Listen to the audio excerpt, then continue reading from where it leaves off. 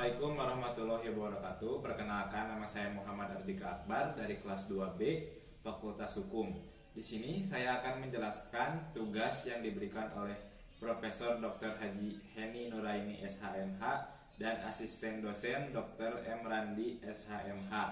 Saya di sini akan menjelaskan pertama itu pengertian pidana. Menurut isinya, hukum pidana terbagi menjadi dua, yaitu hukum privat dan hukum publik.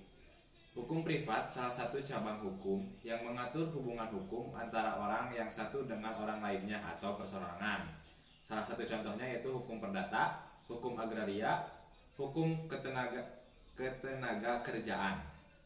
Dan satu lagi yaitu hukum publik.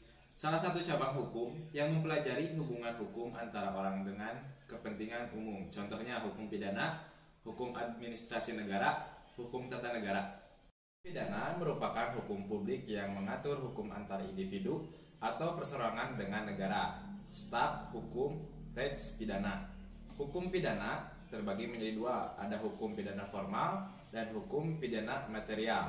Hukum pidana formal salah satu cabang dari hukum pidana yang merupakan hak negara untuk menetapkan sanksi bagi pelanggar hukum pidana material.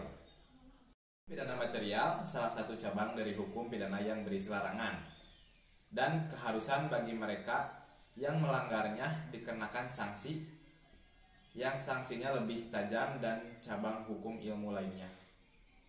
Menurut Profesor Mujatna, hukum pidana material terdiri dari perbuatan pidana, pertanggungjawaban pidana, sanksi pidana.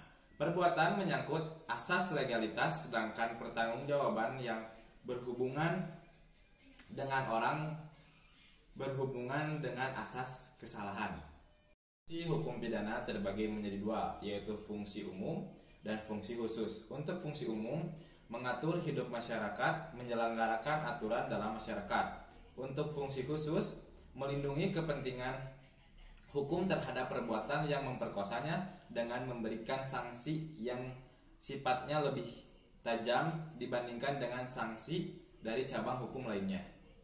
Sekian penjelasan dari saya, mohon maaf bila banyak kekurangan.